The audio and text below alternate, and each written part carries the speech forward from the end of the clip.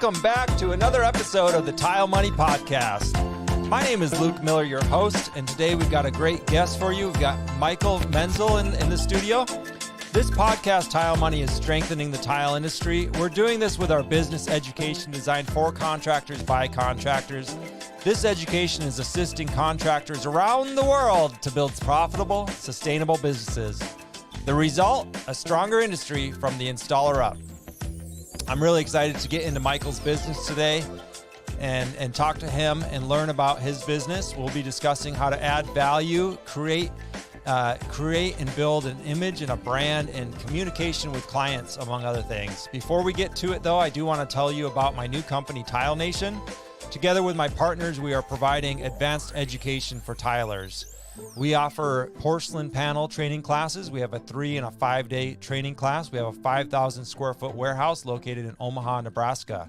We also have a virtual mastermind, and you can join this virtual mastermind and learn more about our in-person panel training at thetilenation.com. If you want to visit thetilenation.com to learn more about the Tile Nation.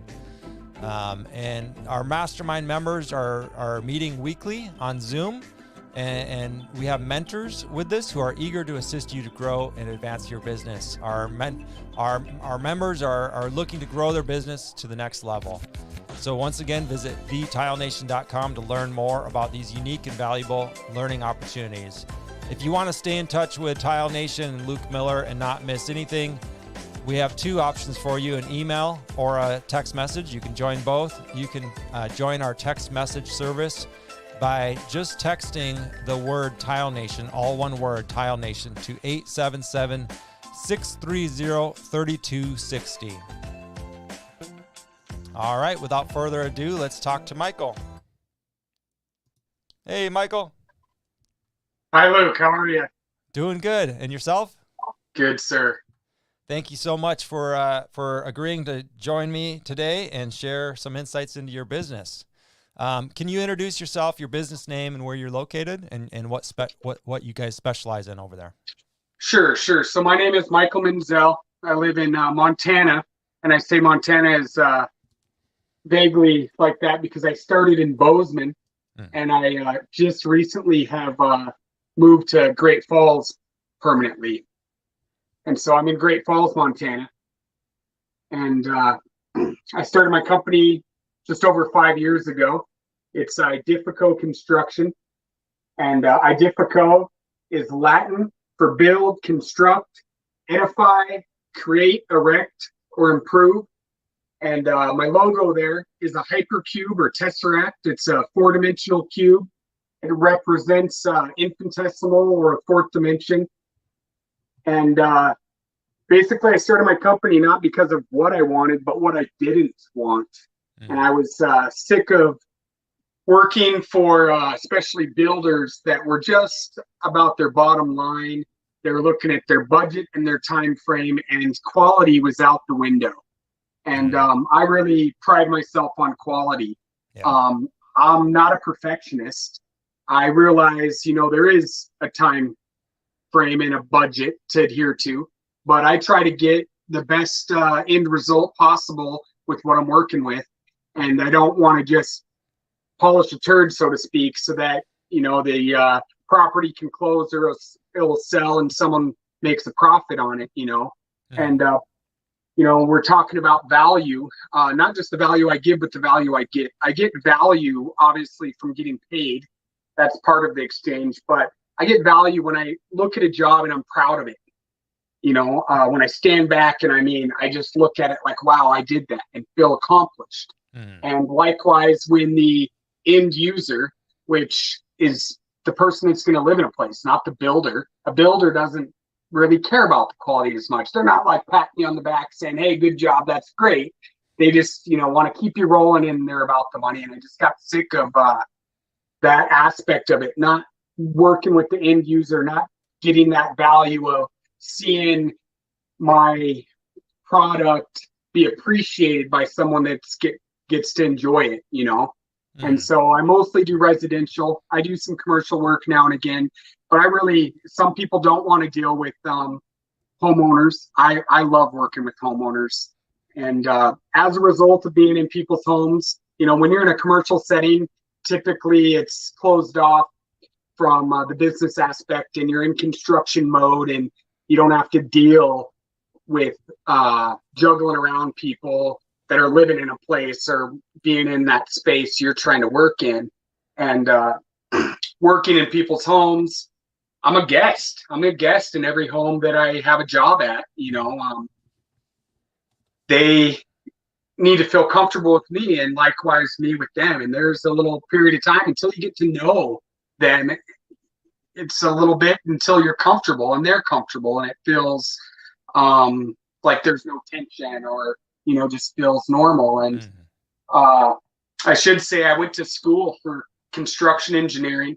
Okay. I finished back in 2009, graduated in 2010, and the construction market hadn't really bounced back from the '08 crash. Right. And people were pretty hesitant to hire a kid right out of college without much experience on paper. I mean, I had experience building tree houses and doing remodel work with the family and stuff like that, but sure. I didn't have paid jobs that were oh yeah, I worked for such and such a company and so on. And they were really leery of hiring someone with just education and not having the experience. And I went to a career fair or two, and everybody basically was just get your hands dirty, get out there, get in construction, doing anything, hanging drywall, it doesn't matter.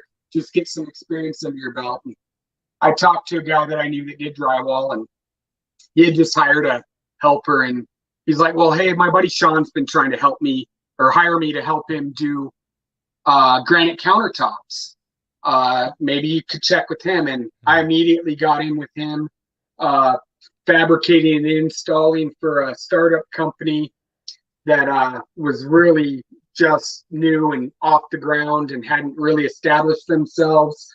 And the people weren't that experienced yet. And my first week, the first day I did a cut and polish on an undermount sink, it was as good as anyone that they had put out in the last about 2 years. Yeah. I mean, I wouldn't say it was flawless, but it was about as close as it's going to get, especially for someone's first undermount sink. And that made me feel good about myself. From then on, I really discovered I really enjoy working with my hands and turning a product that you can look at, that you can touch, that you can experience on that level. Versus I'd been in retail before, helped my family run a retail store, and that just didn't give me that sense of satisfaction like building something, constructing something. And anyways, the guy that started that company, he was a finish carpenter, but he was a tradesman. He did a little of everything. And I did some bathroom and kitchen remodels with him. I learned to do a little plumbing, a little electrical, framing, siding, roofing, you name it. I did probably a little bit of everything with that guy, and really learned a lot, and really appreciate that knowledge that I got from that experience. But I got sick of just being in this grind where everything was just barely being juggled, multiple jobs that you go there and do a little bit of work, but then these people are complaining that you're not there and having to juggle that. So I really try to just have one job that I'm on at a time, complete it, and move to the next, and not be bouncing around trying to please so many people, which at that rate you're not pleasing anyone when you're bouncing around and not there all the time. Right. But yeah, we were working up in Big Sky, Montana for builders on places that were, $1.2 million and up.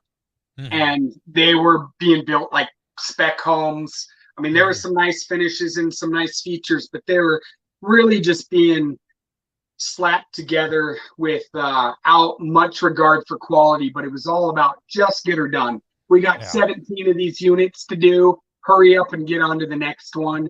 And I had gone up there starting with finished carpentry and got moved to building decks. And then we got caught up on decks, and we were going around being fire suppressors and just fixing things that weren't correct and just trying to stay ahead of the rest of the crew. I mean, there was soft fit fascia that would be out 6 inches across like 50, 60 feet. Whoa. And we were having to fur it out, bring it out, and make it, look like a consistent reveal. And tub areas that were an inch off one way or the other, and we'd have to go pack them out or make them, big enough to get the tub surround in there. And I just wasn't happy with doing quality work that wasn't quality. I'm working in Big Sky, Montana, which around here, for Montana, you got Justin Timberlake, you name it, Hollywood stars, movie producers that have these multi-million-dollar estates up there. And, here we're doing work that I wouldn't even want to do in my worst enemy's home, And so I decided, after going to school and being in construction for a while, that no homeowner would come to you and say, hey, I want you to build me a house. And here's my budget. Here's my timeline. Get it done for this much by this day. I don't care what corners you got to cut, what it takes. Just get her done for that amount. Right. Anyone spending money like that in something they're going to have for a while would be like, hey, look, here's my budget. Here's my timeline. Let's try to adhere to that. But I don't want problems down the road. If it, takes you a little longer or it costs a little more, I'd rather have it done right than to have you getting it done for that. I don't want problems down the road. And no builder that I'd ever worked for had that mindset.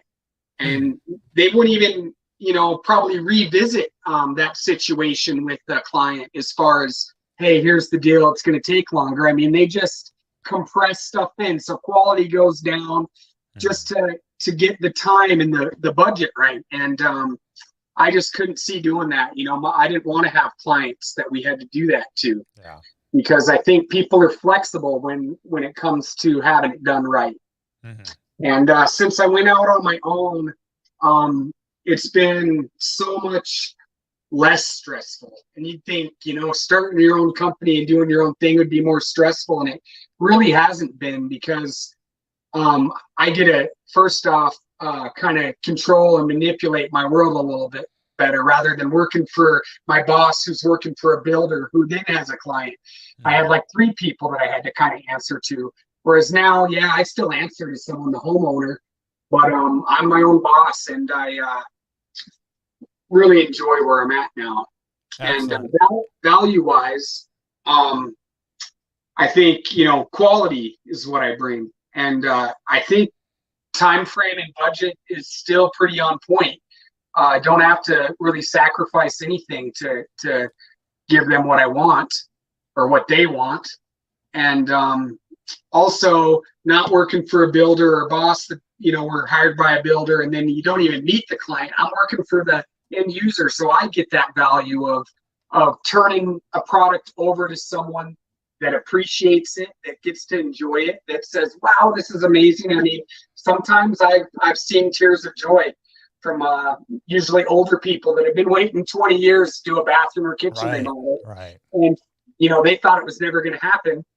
And unfortunately, it's usually because they're looking to either sell their house or something, and they have to finally update it. But still, seeing that reaction from them, it really is rewarding to me to see them appreciate my work. Yeah. And likewise, dealing with the client, it's more personal. I tend to, I'm really good at making up my mind. I'm never usually hem and haw about, what selection of what product to use. It just kind of comes together for me real easy, but clients aren't so easy to make up their mind. I try not to be twisting arms to go in a certain, I don't want them to just pick what I want. I want them to pick what they want. For one, because I want them to be happy with it, but also if they're not, I don't want fingers pointed at me is the reason that they're not happy. So, I try to steer them in the right direction, and I pretty much lay out, the different variables and options and things of that nature so that they have the complete picture of what, they're working with and what they're going to get out of it. And then they usually have a lot easier time making up their mind when I kind of tell them the pros and cons of something.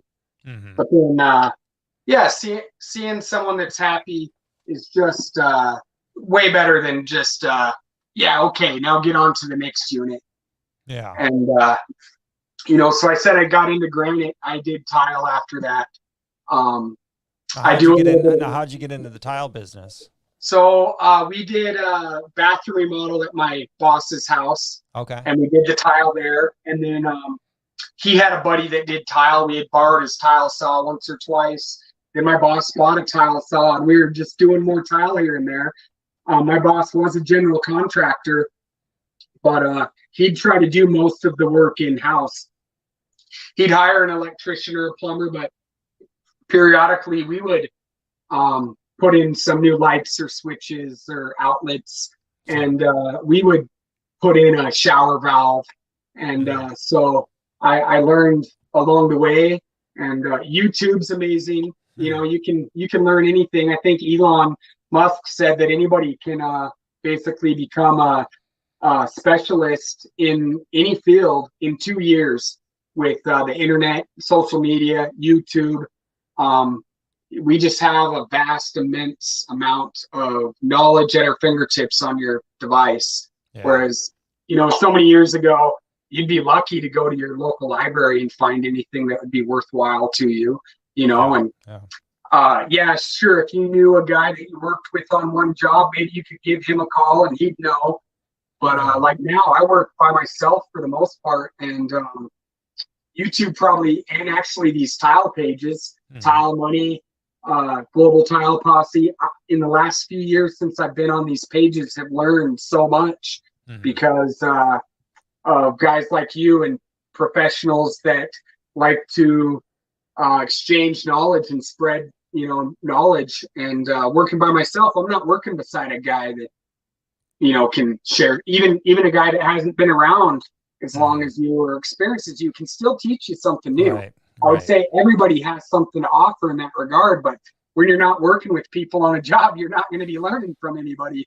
So I resort to Facebook a lot. And I mean, there's posts where, it piques my interest, and I'll read every single comment and reply. And I might spend an hour just reading everything. And sometimes it's just people talking smack and complaining and being mean, but there's always people that have interesting stuff to say and share that broadens my view and brings more knowledge to myself and others by sharing that.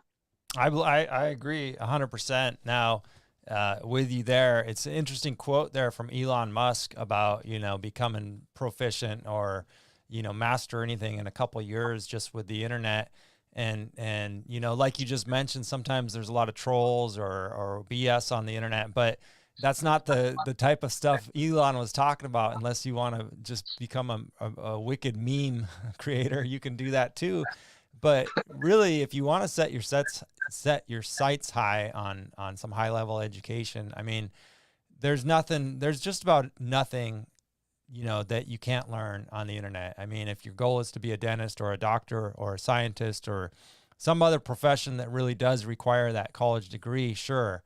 But if your goal is to learn how to build something with your hands, or even build something virtually, websites, digital. I mean, that's how I got into podcasting, just free education, and just dig. I mean, the internet is very vast beyond Facebook. I was on Facebook earlier and somebody's like, well, this internet, blah, blah, blah. And I said, this isn't the internet, these kids, they think Facebook and Google search bar is the internet, and you can get so much deeper into the internet with so many more valuable tools.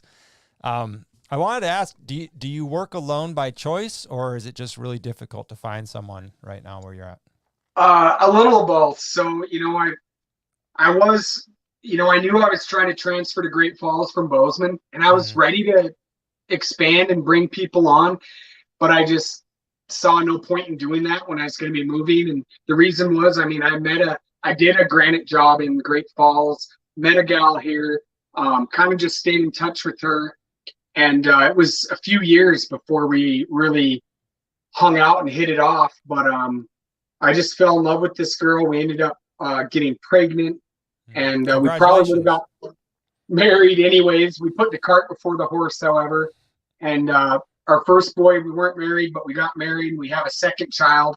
And part of what made me fall in love with her is she already had 3 kids, and she was raising them in the Catholic Church. And I'd taken my nephew and my godson to church with me.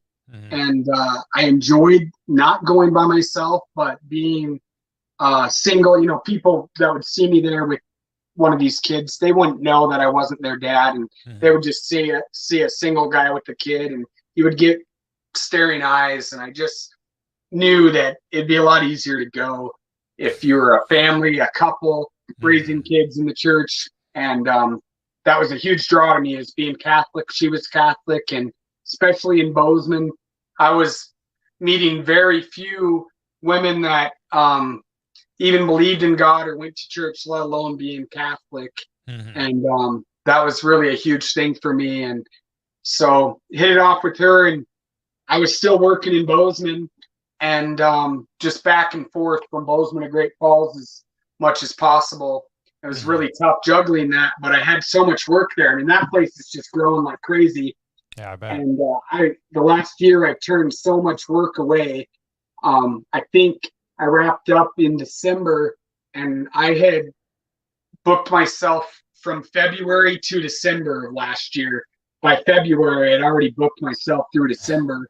And probably just, within months after that, I was turning work away. I mean, I'd pick up a small job here and there. Sure. I'd done a lot of handyman work, and I like those jobs that you can just go in for a couple hours or a day. You don't have to set up shop and, spend the day mobilizing onto the job and spend the day cleaning up and hauling your tools out. Those are fun to do.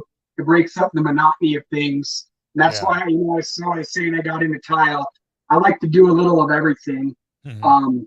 It just makes things more exciting to not do the same thing day in, day out. Now, tile work and finished carpentry, depending on what you're doing, can be pretty fancy and pretty detailed, and it can really be a lot of fun. But doing that day in, day out makes it not as fun.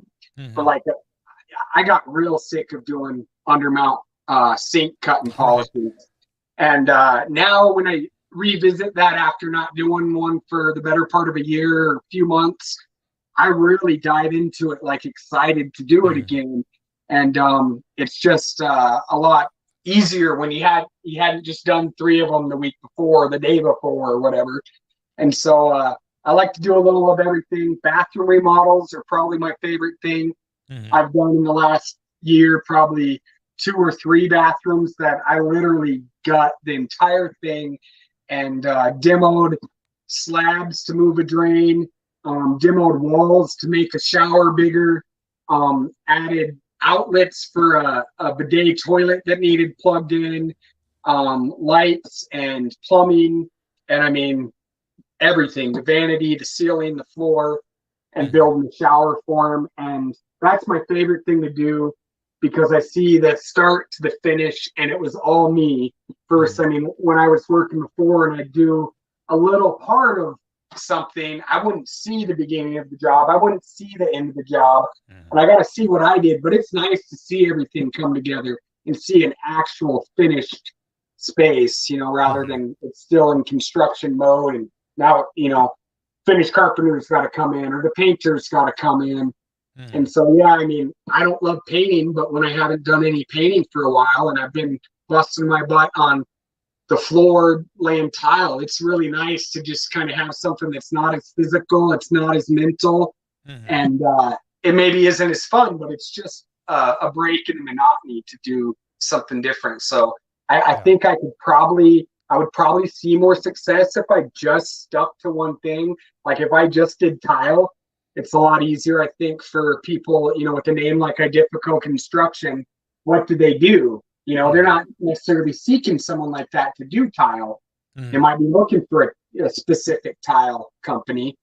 But I've kind of weighed those options of maybe rebranding or remarketing myself keeping that, that name, but maybe market myself in just a tile name, But I found work isn't hard to find.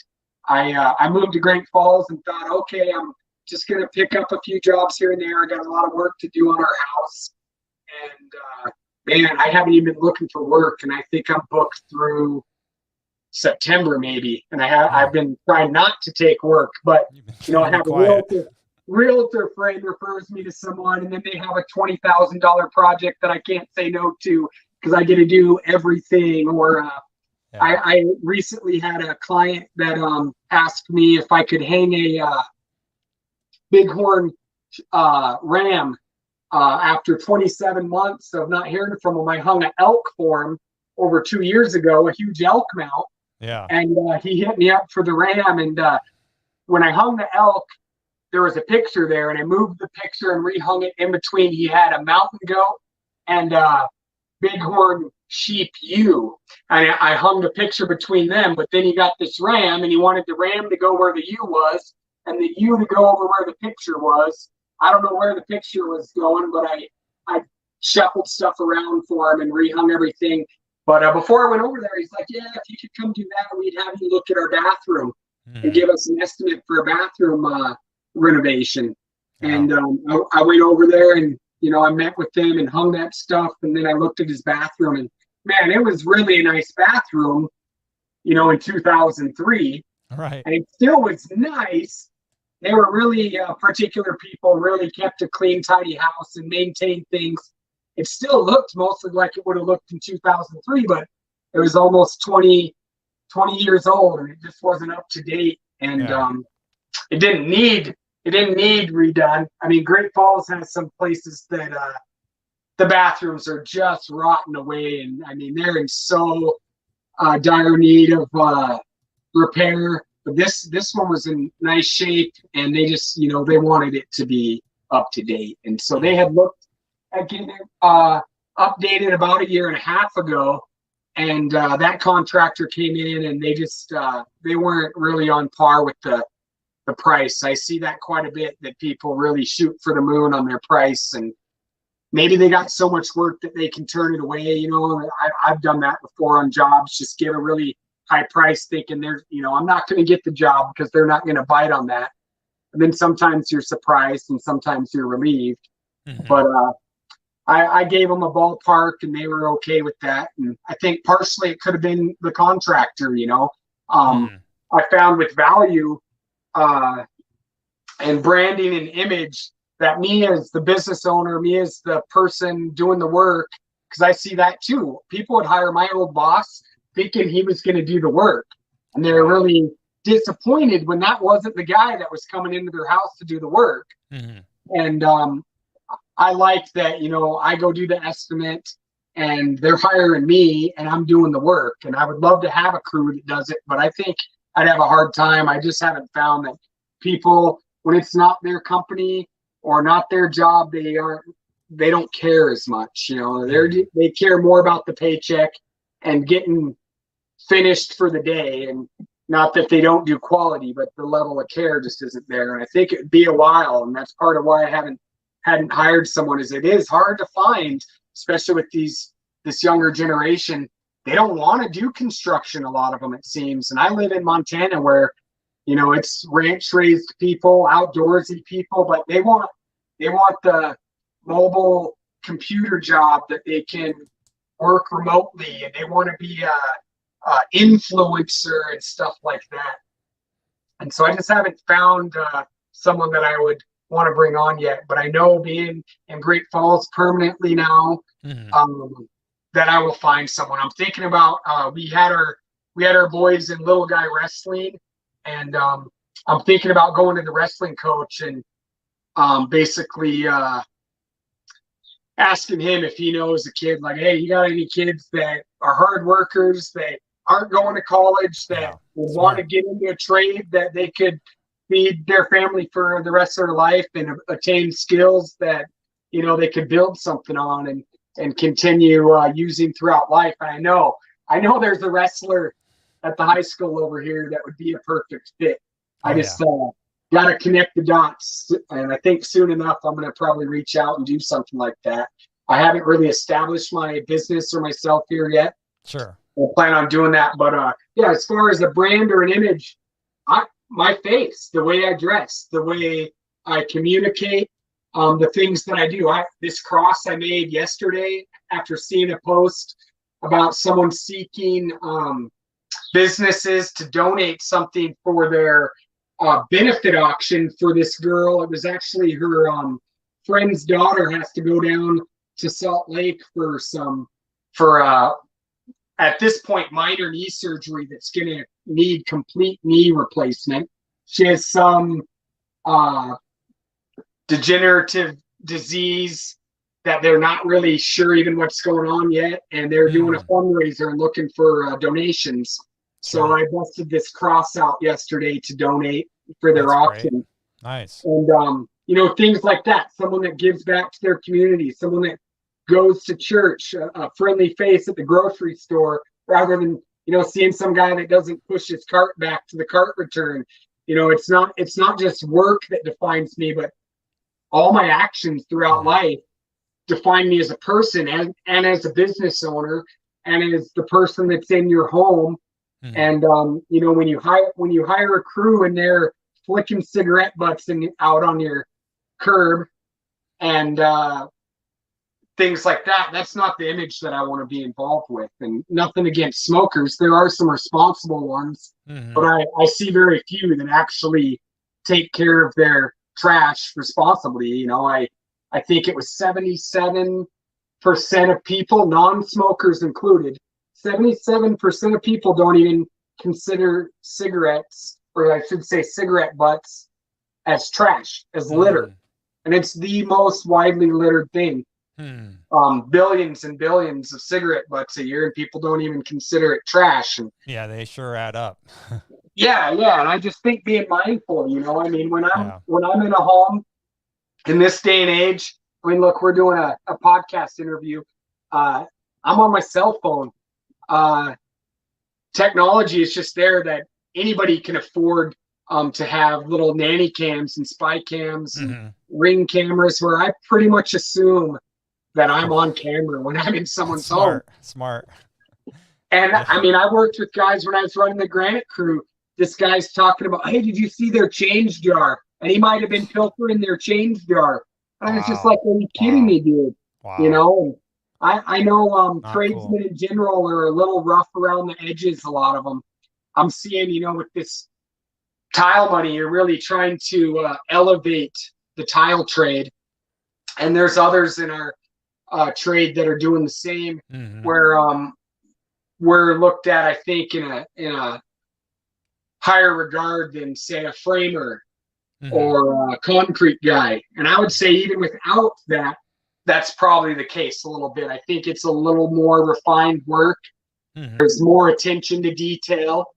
It's not just wham bam, thank you, ma'am, get your done. It's about a real aesthetic finished look. But what we have with tile is there's structural components and these components that, waterproofing, you can't see that. So it definitely is not just aesthetics. The most important part of a tile job is what you can't see. Right. And so I think our trade does need to be kind of regarded more like an electrician or plumber, where it's like you don't even question the price. You just know you're going to hire this guy and he's going to do it right. I think most people don't question the electrician, about the price. And I think it's weird when I go to hire a plumber and they want to come look at it to give me a bid. I pretty much have just come to expect that it's going to be an hourly rate. They're going to show up when the work needs done. They're going to do what I need to do, and I'm going to pay them what they ask. I don't even question that. Yeah. And that's what I would like to see tile be. Whether I agree. Yeah.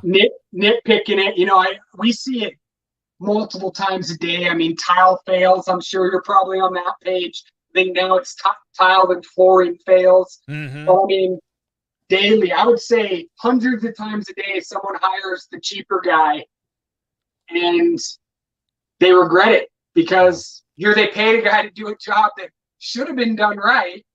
but it wasn't. And they have to hire the guy they should have hired in the first place to come fix it or redo it. And I think the tile industry needs to get to that point where they're not going for the cheapest guy. They're going for the most qualified guy.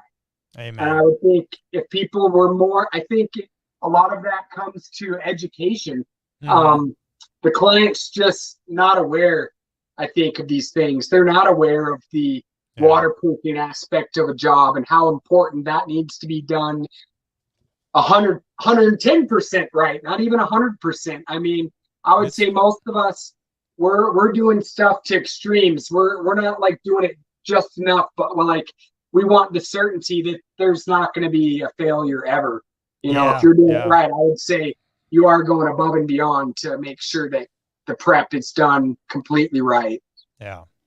It's so true, Michael. We talk to people, other trades or other tilers, right? And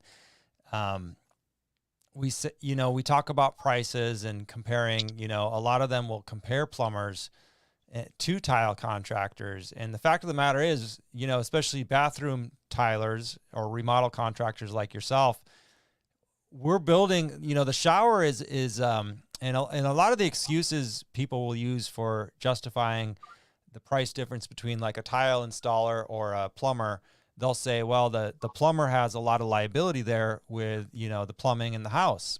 Well, the shower is a custom plumbing fixture, and it's built on site, and there's a lot of different potentials for that plumbing fixture to go wrong.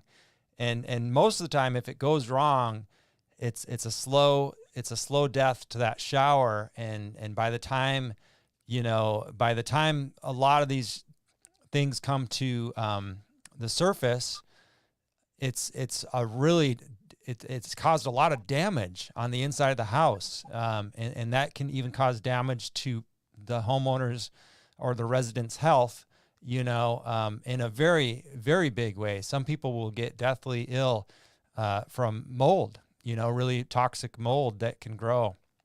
And so you're absolutely right. I mean, it's nonsense to think that we don't have more responsibility on our hands when we're building a shower, and the fact that tile is a finished trade, and there are shortcuts to make that finish look presentable. We see we see spot bonding with thinset.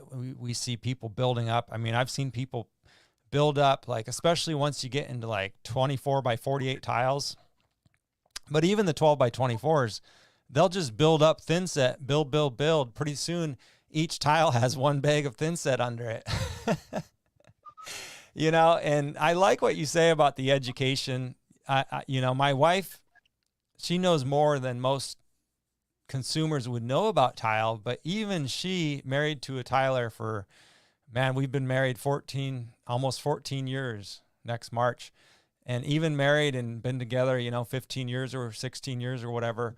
It's like, she doesn't know that. She still has a lot of questions about, the process. And so my point of bringing this up is there's a lot of opportunity to educate consumers, educate your, become that local expert, like I say a lot, because the fact of the matter is, these people want to know, and they need to know to understand the price justification of how much work and how important it is to do the proper preparation for tile, and why they wouldn't want. And by doing this, you're saving them a lot of headache in the future. And even if they don't use you, maybe you can, give them some advice and some questions to ask their tiler or their remodel contractor. And that way you're strengthening the community. I like what you said about, giving back to the church, giving back to fundraisers, giving back to your community. And that's, all the things that a responsible, profitable, sustainable business owner can do. You can't do that if you're running around, trying to worry about next week's paycheck. You can't be worried about your money and helping the community. It's impossible to have those two lines of thought. They're contradicting, because if you're worried about how to put food on the table, or you're always behind in your bills, you're never going to think about donating to your church or donating to the kids softball league or whatever it is, or, just volunteering in the community, you're never going to have time to educate people. So these are all the things that are kind of intertwined into creating a sustainable business. So I really appreciate you bringing that up, Michael. Now, have you been able to use your background in construction engineering? How has that, how has that impacted your business, and how hasn't it, I guess, I'm kind of curious to know. So, I GC a little bit, I try to do everything myself. One job I'm doing now, I got a permit. We're adding an addition that's going to be a walk-in closet, because her current walk-in closet, she wants a tub. The master bathroom had a nice shower, but she wanted a tub. Mm-hmm. The other bathroom had kind of a small tub. It's just an insert, one piece tub mm-hmm. and tub surround. And she wanted a nice soaking tub that was mm-hmm. larger and a place she could really enjoy soaking. So we're going to mm-hmm. put she got one of these corner tubs, mm-hmm. and it's Jacuzzi brand, but it's not a jet tub. Mm-hmm. But we're going to put that in her walk-in closet. And now, with doing that, she needs a closet. Mm-hmm. So we're going to try to put it just on the outside of that, but the property line was too close. And I was thinking that we only needed a 2-foot setback, but in this subdivision, it needs to be 5 feet. Mm-hmm. So my initial permit application, they said, well, you're going to need to move it 3 feet in. So that would have allowed us a 1-foot addition. She would have had a 1-foot deep walk-in closet. Not even, because that was just the outside. Wow. So, she wouldn't have had anything. I was like, well, that's not going to work, man. Not worth it. And I was really dreading having to break that news to her. But I knew, going to school for engineering, I problem solve. I mean, I'd say that's the most applicable thing that I learned was problem solving. I get real frustrated with my wife. My dad's the same way. They see a hurdle and they see a problem and they come up to it like a wall. Like I can't, pass this. Mm. They get this, I can't do it mindset. I never have that. When I hear someone say, I've been on jobs where I have heard someone say it's impossible. And when I hear that, I want to get my eyes on it. Like, let me see this for myself, because I'm not buying it, because I have a anything is possible mindset, and I like to problem solve. And where there's a will, there's a way, I think. And if someone's determined enough, I think they can do it. And I knew going over there that we would figure out a solution to her walk-in closet. I just had to look at the space in person. And when I saw her bedroom, I saw the window. I knew that window already had a header. I was like, well, there's your walk-in closet right there. Let's do it right there. It'll actually be easier than on that wall where we were trying to do it before. Mm-hmm. You have that window there. I'll remove the window. I'll install it in that wall. You'll have your window there, your closet there. We can do this. And she was like, oh, yeah, that's great. She saw it as a silver lining, kind of a blessing in disguise, because we weren't going to have a window in her tub area, because the walk-in closet was going to be right outside of that, the exterior. So she would have had a window where her soaking tub was going to be. And now we're going to add a window in that wall where we couldn't do the addition. Mm-hmm. We're going to give her a window, and she's still going to have a window in her bedroom, and she's going to have even probably a bigger walk-in closet. Mm-hmm. So, it kind of was a blessing in disguise. But yeah, I like to problem solve, and then, pulling permits and hiring other subs I've done. But yeah, my engineering degree hasn't really benefited me much more than just that title, that background. Mm-hmm. I'm not just a tradesman. I'm this college-educated person that has an engineering degree. So when, and I tell people, get 3 bids, get 3 estimates, that way you can judge them based on each other.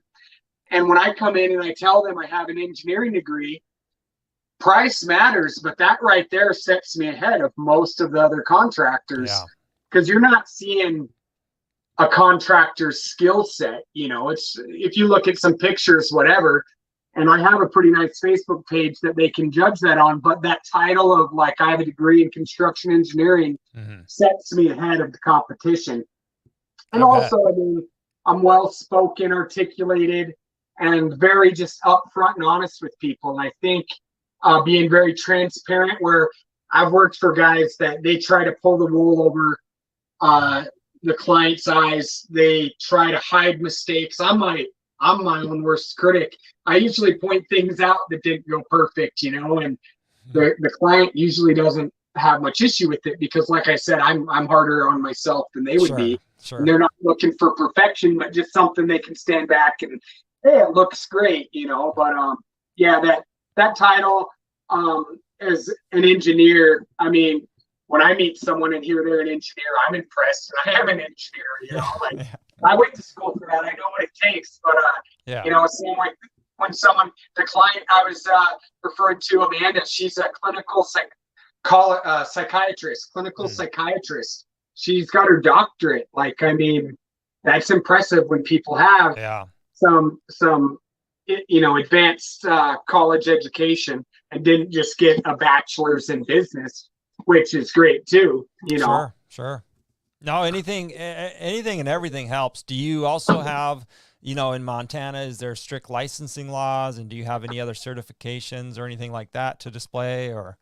No. So like the CTI, I've been looking at that, and around here, I mean, unless you're an electrician or a plumber and maybe more technical HVAC and like heating type stuff, dealing with furnaces, you don't need a license. And even being a general contractor is really lax compared to other areas, which is good and bad. Right. There's definitely pros and cons on both sides of that. Sure. I really don't have too much in the way of certification or anything.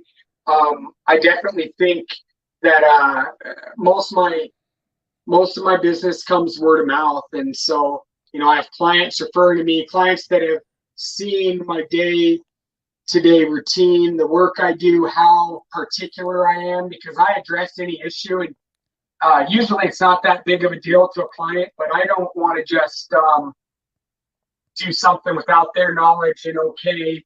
And I typically, try to make it so that they can save money rather than spend money. But a lot of times when you open up a wall and there's plumbing or a chase involved that you didn't know about, sure, I could just move the niche or do something, but I like them to be involved with that problem-solving process. Like, here's what we need to do. This would be more expensive. This will be more affordable, and let them kind of make the decision on where their money goes. And anyways, dealing with people like that, they see how upfront I am, how open I am with the process, and how honest I am with, I disclose everything to them, and that's good and bad too. But I think really people appreciate honesty. They don't like to have people trying to hide things from them or trick them or pull the wool over their eyes. And so with the word of mouth, I mean, I got people referring me to their friend or family member or neighbor, and I think that speaks a lot about someone. I've worked for people where they got that job, but that's going to be the last job they ever do for that person, and they're not going to be referred to anyone by that person. Whereas I think I have probably rarely had a client that wouldn't recommend me to somebody else. Maybe once or twice when that occurred was just their expectations were different than what they should have been. Like I went and I filled in a concrete floor, and it was this old house, and it was an old wood burning furnace or something, coal furnace or something. It had this brick flue coming up out of the basement slab, and so it was humped up right there. And they wanted it filled in, and they didn't even ask me to level it. They just asked me to fill it in. And I was like, well, I probably should grind that down a bit, and try to make it not so high. And I spent a lot of time grinding it down and said I'll try my best, to level it out a little bit. But I think that basement slab was probably off from one side to the other about 2.5 inches out of level. And then that hump from that flue situation was, that was a high point. And man, I made it look really nice. And as far as, if you threw a level on there, it wasn't going to be level, but it looked way flat compared to what it would have been had I not ground it down. And he was kind of thinking that like his basement was just going to be level after that. And he just wasn't super pleased, but he wasn't disappointed. But it's just, his expectations were something different than what they could have or should have been. Yeah. And definitely he wasn't bad mouthing me, but I don't think he was probably recommending me to everybody. Right.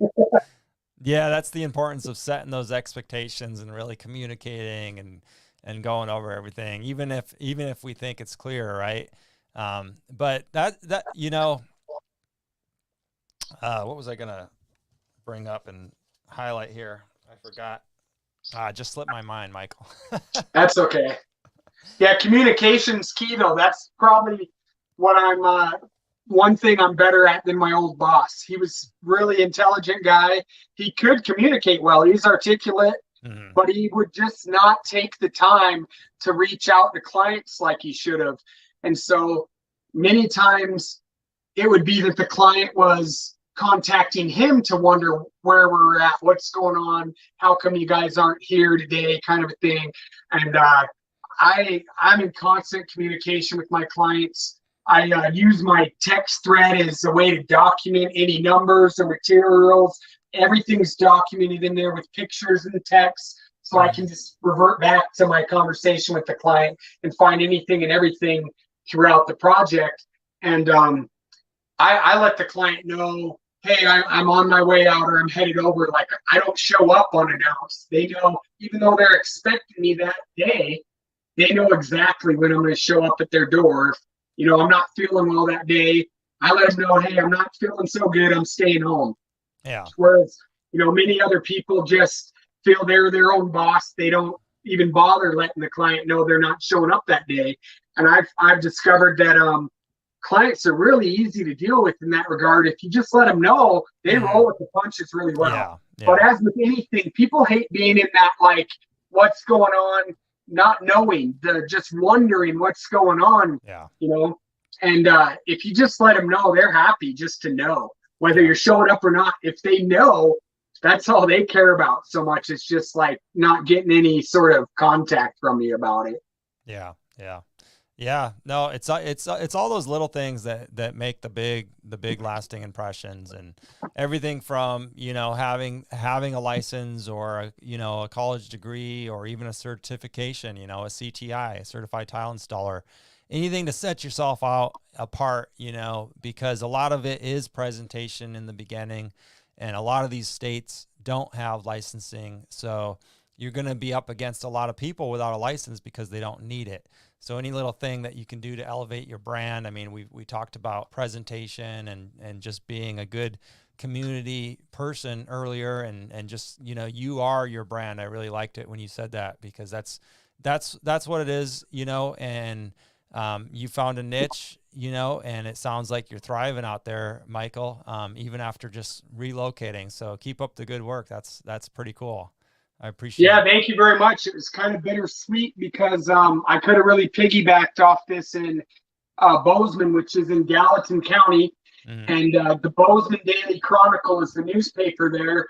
And they do this thing in different categories, real estate. There might even be a marketing one, different types of contractors. But they do this thing called Gallatin's Greatest.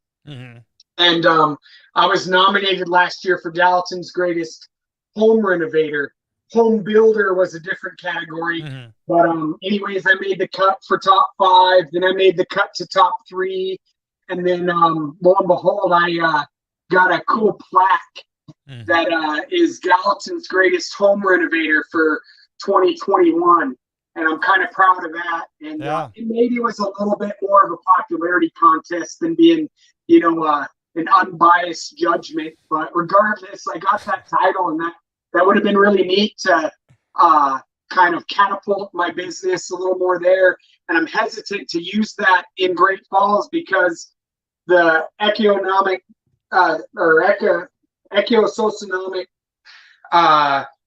clients here is a little different. This is more blue collar, rural people that don't maybe have the type of money that people do in Bozeman. And so utilizing that Gallatin's greatest and having this Bozeman image might make people think that I'm unaffordable to them, which I think I actually have pretty affordable prices and rates, especially for the work that I'm putting out. But that might deter people here. So I don't know if I'm going to really advertise that much here, but we'll see. Yeah. It might be something you can consider and it's something you can add in at any time. Do you have a website, or are you on social media? Where can people find you? Yeah, so I don't have a website. I've been thinking about that, but like you said, these younger people go to Facebook like it's Google. Yeah. And I see no reason to develop and pay for a website when people are just as likely or more so to go on Facebook to try to find a contractor or a tile guy or whatnot. And I'm starting to use the hashtags more because I think that helps people find you easier when you hashtag, tile or shower or whatever it is you're doing. And I've found numerous people find me on Facebook just out of the blue. And so I try to tag myself on local marketplace a lot, even if I don't want that job or know I'm too busy. I tag my company because it's just one more hit with my name on there. Yeah, absolutely. Smart. Socioeconomic. That was jumbling it up. Socioeconomic class. Yep. No problem there. I bumble words all the time, man. Yeah, it's a little different when you're just talking to your wife or kids compared to being on a podcast like this. The pressure's on, brother. The pressure's on. Well, can you believe it's been an hour already? And that flew by, man. That flew by. And of course, I can get pretty talkative. Well, hey, it's been great for me. I mean, you've been an easy interview, and honestly, I would have stopped you, but you were sharing a lot of valuable content, and I don't think I could have done any better, with my questions than just letting you go. And it was very valuable and insightful into your business. And what we'll probably want to do is check in maybe in a year and see how you're doing over there and see what's changed. I have a feeling, like everything, things change, right? For sure. Do you think you'll ever go into building complete homes, or? I was entertaining the idea. Some people are moving here. The housing market is crazy here. We got people moving from all over the country. They're just moving in like crazy here, and there's not enough houses to purchase or rent, where the building market's going up a lot here with new construction. And I was talking to some clients that were looking for a place and looking for a builder, and I would be interested in that, but at the same time, it'd be more, pulling strings and doing more managerial stuff. Yeah, I'm good at that. I don't mind doing it, but I really enjoy working with my hands. And I think that would be more something that would, when my body doesn't lend itself to the hands-on work, that I might move more in that direction as I'm older, you know? Yeah. Give yourself a couple decades, huh? Yeah. That's good. I got a couple left, I think. Absolutely. It's great to enjoy what you do. And I think the fact that you mix it up and do all aspects of remodeling, keep you a little bit healthier, less repetition, day in, day in, day and out. So I think you're going to do just great.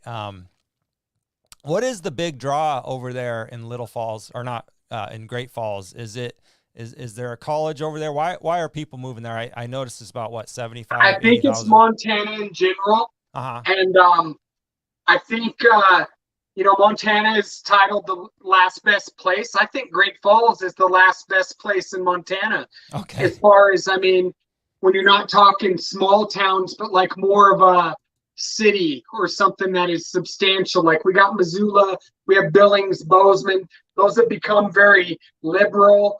They're kind of crowded. Great Falls is much more blue collar, and rural compared to those cities. Kalispell area, the same thing, I think, is kind of getting overgrown. And Great Falls is affordable. Bozeman is not affordable anymore. Most people that are born and raised are having to move and find different places to live.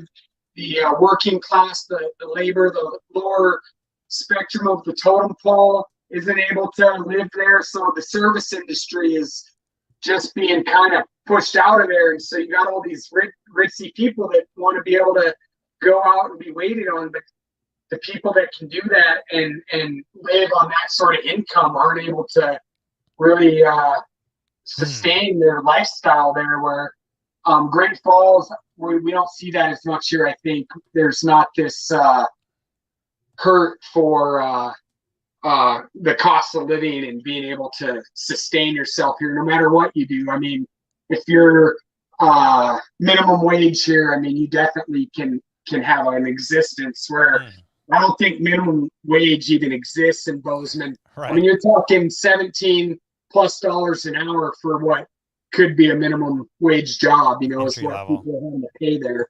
Yeah. Wow. Sounds wild. Well, Michael, once again, thanks for taking the time today. I really appreciate you opening up and giving us some business insights to the audience here. We appreciate you. It was a pleasure. All right. Well, you enjoy the rest of your day. You as well. Thank you. Thank you. All right, tile friends. Well, I hope you enjoyed that episode with Michael. I know I really enjoyed getting to know him. Listen, if you want to stay in touch with all things Tile Money, you can subscribe to our email newsletter. That's you can go to TileMoney.com to do that and learn more. And once again, you can subscribe to the Tile Nation's phone number text messaging service. Text Tile Nation to 877-630-3260. All right, tile friends, I hope you're all staying positive out there. I know times get rough, but please stay positive. And above all else, please stay profitable, tile friends. All right, we'll talk to you next week. Over and out.